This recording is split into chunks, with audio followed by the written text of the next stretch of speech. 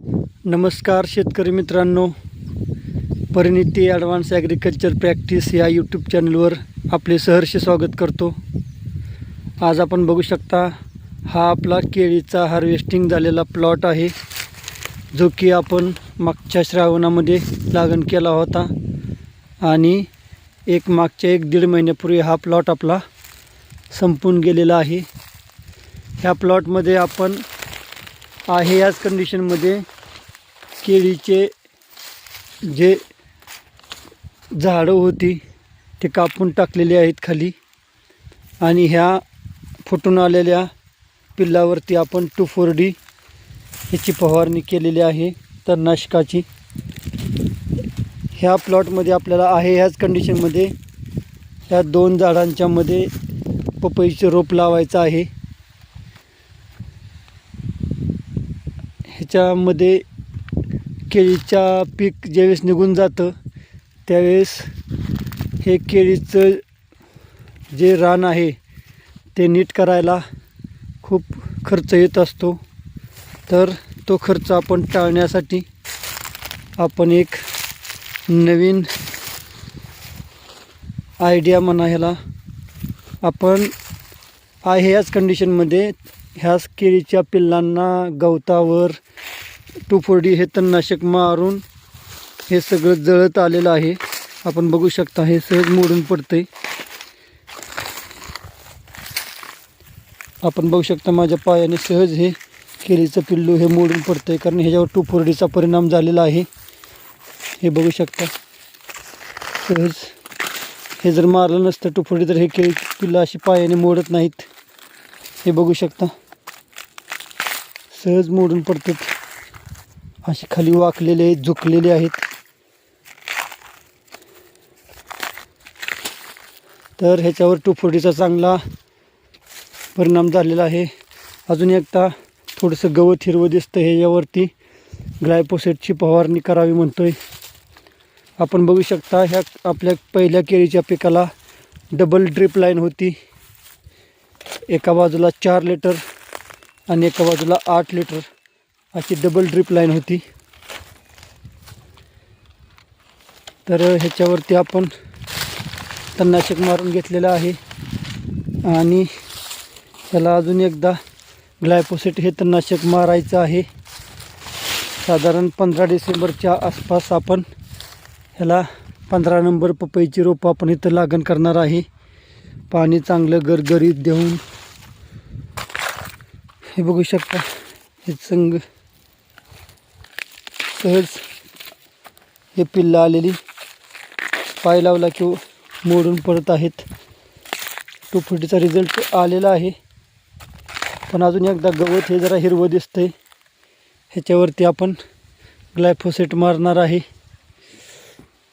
बॅलरला 1 litre ते 1.5 litre हे प्रमाण घेऊन आपण बघू शकता डबल ड्रिप लाईन आहे याच कंडिशनमध्ये ह्या 2 केळीच्या झाडामध्ये आपण एक पपईचं रोप लावणार आहे, किंवा फार तर हे 7x5 अंतर होतं, म्हणजे 2 झाडातलं 5 फूट अंतर होतं केळीच्या, ते आपण फार तर 1 फूट वाढवून 6 फूट करणार आहे। ह्याचा फायदा असा होणार आहे मित्रांनो, आपल्याला जे केळीला आपण शेणखत, वॉटर सोल्युबल सॉईल ॲप्लिकेशनचा डोस हे जे आपण 1 वर्षभर केळीला आपण घातलेलं आहे ते जमिनीमध्येच राहून ते आपल्याला आपल्या पुढच्या पिकासाठी आहे असंच अवेलेबल होणार आहे। ह्याला वेगळं काय टाकण्याची गरज मला सध्या तर वाटत नाही। कोणतंही ह्याला रासायनिक खत किंवा शेणखत पपईच्या पिकाला पुढची कंडिशन बघून जर देऊ वाटलं तर एखादा डोस द्यायचा, अन्यथा ह्याला काही गरज नाही। वाटलं तर पुढं सेटिंगच्या वेळेस थोडंसं वॉटर सोल्युबल अगदी थोडं, किंवा मग त्याला एखादा डोस देण्याचा विचार करू आपण। पण कमी खर्चामध्ये, अक्षरशः 50% कमी खर्चामध्ये आपण पपईचं पीक ह्याच्यामध्ये घेणार आहेत मित्रांनो. 15 नंबर पपई. तर हे आपलं नियोजन आहे मित्रांनो. हा बघा आपला खाली 86-032चा खोडवा. हा साधारण महिन्याभराने आपण कारखान्याला देणार आहे. अजून ऊसाचा पोत चालू आहे, त्यामुळे आपण गडबड करणार नाही ऊसाला देण्याची. पलीकडे एक आपला 6 एकर 265 आणि 434 व्हरायटीचा ऊस आहे. तो लागणीचा आहे. तो एक 2-3 दिवसात आपला हार्वेस्टर मशीन येणार आहे, तो आपण देणार आहे. पलीकडे आपण बघू शकता एक प्लॉट आपण मोकळा ठेवलेला होता, ज्याला आपण शेणखताचं जी भट्टी लावली होती त्या भट्टीतलं शेणखत, मळी आणि राख यांचं मिक्सचर होतं, ते इसकटून टाकलेलं आहे. जे की आपल्या पुढच्या पिकाला आपल्या तिथं आपण कांदा करणार आहे प्लस डाळिंब, त्याला आपल्याला ते उपलब्ध होणार आहे. ते काल परवा आपण ते विस्कटून टाकलेलं आहे. हे बघा आपली भट्टी लावलेलं खत. ही भट्टी आपण सुमारे 1 लाखाच्या वरच्या खर्चामध्ये आपण एक 20 ते 23 डंपिंग आपण ह्याच्यातून उचलले आहेत. तेवढा खर्च केला होता आपण शेणखत, मळी आणि राख. ह्याच्यावरती आपण सेपरेट व्हिडिओ बनवू, कारण तो जरा वेगळी कन्सेप्ट आहे. ते आपण जुन्या तज्ज्ञ शेतकरी लोकांची, बागवाल्या, आपण त्यांचं ॲडॉप्ट केली होती टेक्निक. त्याचा रिझल्ट आपल्या ऊसाला, शेवग्याच्या बागेला आणि पेरूच्या बागेला चांगला आलेला आहे. हे बघू शकता आपण इथं आपलं कांद्याचं आणि डाळिंबाचं नियोजन आहे. हे सगळं खत आपण विस्कटून टाकलेलं आहे. हे आपलं असं नियोजन आहे मित्रांनो. सुमारे गेली 10 वर्षे आपण पूर्ण वेळ ॲक्टिव्ह पद्धतीने आपण शेती करत आहे मित्रांनो. जॉब सोडून आपण शेती करायचा निर्णय घेतला. डाळिंबातून आपल्याला चांगला फायदा झाला. 6 वर्ष आपलं डाळिंब होतं.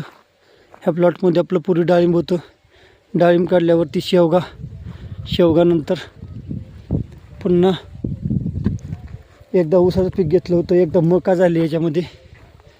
हा आपला नवीन शेवग्याचा प्लॉट आहे, एकदा छाटणी झालेला. हा बघा मित्रांनो. तर ठीक आहे, शेवग्याचा आपण सेपरेट व्हिडिओ बनवूया. जे शेवग्याचे शेतकरी आहेत त्यांच्यासाठी सेपरेट व्हिडिओ असेल तो. तर आज आपल्या व्हिडिओचा उद्देश होता तो केळीच्या प्लॉटचं, जो आपण तणनाशक मारून पुढचं नियोजन आहे त्यासाठी आपण तो व्हिडिओ केला. ठीक आहे मित्रांनो, धन्यवाद. व्हिडिओ आवडला असेल तर व्हिडिओला लाईक करा, आपल्या चॅनलला सबस्क्राईब करा, जेणेकरून आपले सबस्क्रायबर वाढत आहेत हे बघून एक वेगळीच ऊर्जा भेटते. आणि असे नवीन नवीन व्हिडिओ जे आपण शेतीमध्ये प्रयोग करत आहोत त्याचे टाकण्यासाठी एक प्रोत्साहन मिळते. थँक्यू.